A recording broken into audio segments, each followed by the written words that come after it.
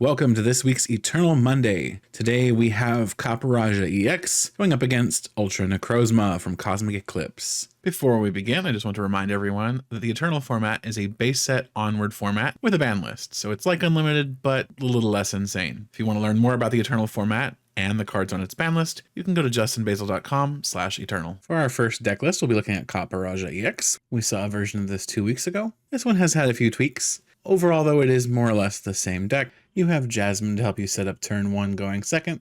You have your Kufins, your Copperajah, they're your bulky boys, they're your attackers. They're what you want to get all powered up and attacking as soon as possible. You have Zashi and V to draw you some cards early on in the game if needed, and to be an attacker in a pinch. You have the Lucario and Metal so that if you can get it off, you can get an extra -30 throughout your game. And in general, you're just going to be kind of a menace to your opponent with tools like Metal Core Barrier, Metal Frying Pan, and Metal Goggles. You're also going to be healing off or otherwise annoying your opponent with something like Crystal Cave. So, it's a fairly straightforward deck list. Let's look at the next one.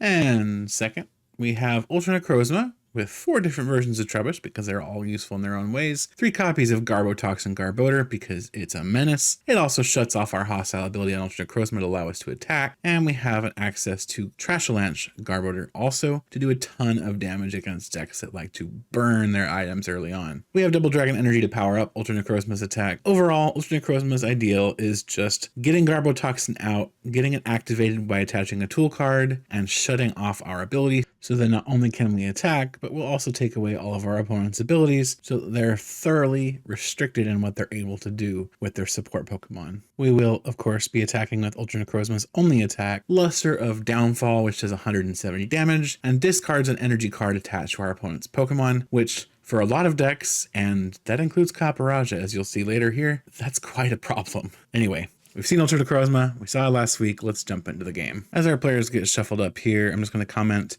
that I've been a lot more aggressive with the editing recently on these videos, and hopefully it gives them a little bit of a faster pace, and hopefully they have a better feel for how they're playing. Let me know what you think about the editing in the comments section, please. Trainer's Mail got a Mysterious Treasure. Mysterious Treasure looks like it's going to be discarding a card there to grab a Trebuch out of the deck, so getting that Trebuch out and about, immediately putting a Float Stone to it, getting it ready for evolving up into Garbodor next turn. The Copperajah player is discarding a pair of Metal Goggles with Quick Ball, searching out a Zacian V, hoping to get a little bit set up. Using Forest Sealstone going to find a card in the deck. They're going for Jasmine. Jasmine getting them 5 Pokemon, including Magearna and a Copperajah EX, and another Cufant by the look of it. Heavy Ball going into the discard pile also, searching out another Copperajah EX, going to be able to evolve both of them right away next turn. That's very good. Special Metal and a Metal Core Barrier being attached to the active Pokemon there. That's going to reduce the damage done to that Copperajah by 80, making that Ultra Necrozma just barely miss knocking it out with its attack. We see the Ultra Necrozma player going in with a Nest Ball, getting another Trebuch down, and then playing an Adventure Bag, getting a Life Dew and a Float Stone. Life Dew definitely going to go on that Ultra Necrozma, and of course the Float Stone going on that Trebuch. We do see a Research, digging for some more cards. So that Ultra Necrozma with a Life Dew on it is not going to give a prize card when knocked out, which is pretty good. We see a Mysterious Treasure finding a Garbodor in the deck. Garbodor, of course, going to evolve up from that Trebuch. With Garbotoxin, if a tool's attached, all Pokemon with abilities in play suddenly no longer have their ability unless that ability is Garbotoxin. That's pretty good because it means Ultra Necrozma will be able to attack. Normally, its attack basically says it can't attack. Or normally its ability, rather, says that it can't attack. So we do see that Luster of Downfall on the active Cufant. It did discard the energy, but of course energy still shielded the Cufant from damage.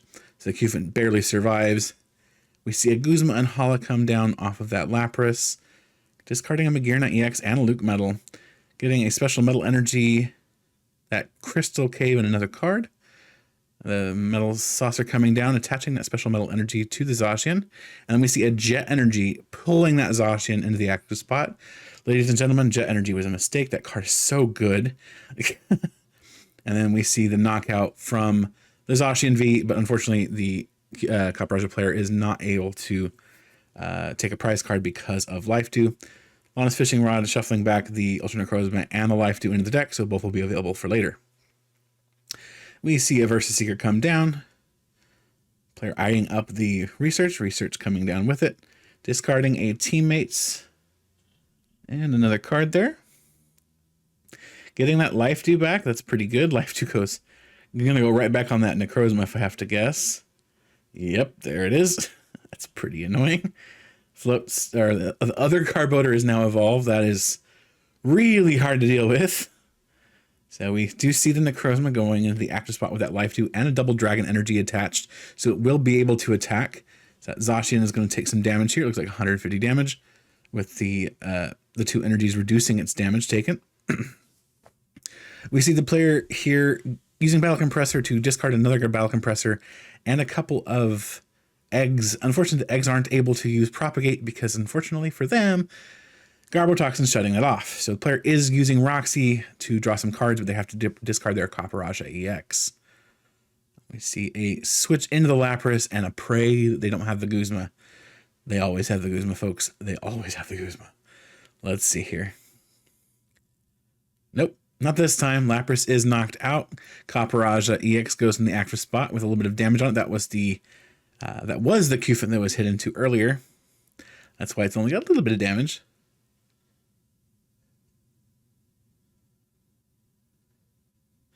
Mr. Mime comes down on the Copperajah side. Energy is attached to the Copperajah, but unfortunately Copperajah may not be able to get in the active spot here. And is that going to be a pass? Yep, that's a pass, unfortunately. That Copperajah on the bench is powered up, but it can't attack because it can't get to the active spot. See a Mysterious Treasure come down, discarding counter energy. And we see a Trubbish come down. That's going to be a third Garbodor. Whew. Special charge, recycling that counter energy and a double dragon energy back into the deck. Getting them ready for later. Professor Juniper dropping down, getting 7 fresh cards. Just going to be as much of a menace as he can be. Attaching counter energy for turn. Not currently behind on prize cards, but might as well have it out and ready to go if the need arises. Do see some damage on that Copperajah, not quite enough to knock it out. The guy is very bulky. Space Center, of course, is the stadium out right now that shuts off the Pokebodies and Pokepowers of basic Pokemon. So Lapras is really the only relevant Pokemon in this situation. That is a nasty field blower, discarding both of the tools on those Garbodors and knocking out the Trubbish. So now there is a bit of a desperate hope to have a tool for that Garbodor to get that attack going again. Unfortunately, right now, the deck needs some sort of tool on Garbodor in order to be able to attack. And I just see yep, that is a Cessation Crystal. Cessation Crystal has been drawn off that Marnie, and we see Lana's Fishing Rod finding a Floatstone and a Trubbish, putting those back into the deck for later, making sure they'll be available to re-up that Garbodor and its Garbotoxin. We do see the Luster of Downfall once again, discarding an energy from Copperajah, just making a general menace of itself. And here we go with Alana's Fishing Rod. Alana's Fishing Rod finding Metal Core Barrier and Lapras, hoping that they'll be able to be used later on.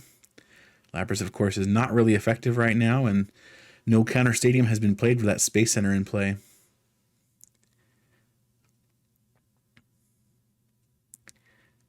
We're going to see a Guzma gusting up that Garbodor without a tool attached to it, hoping that maybe it won't be able to get out of the active spot. We do see another energy attachment on that Copperajah on the bench. It is now powered up, but unfortunately, it won't be able to attack because it's going to be getting hit into yet again. That Luster of Downfall going to knock off another energy. Looks like it's going to survive, so that much is good for him, but will it be able to attack? There was an energy in hand. Yeah, there is an energy. Can take the knockout, it looks like, but once again, there won't be a prize card. Oh, choosing instead to try to stall again. That is interesting. That is very interesting. Unfortunately, it's not looking good for the Copperajah player. That Guzma once again coming down, and it's knocked out. And the Copperajah player has decided, you know what? I can't deal with this. I think I'm just going to scoop. There is no shot for me to win this game. That Copperajah was the last of my energy, and with it knocked out, I have no hope.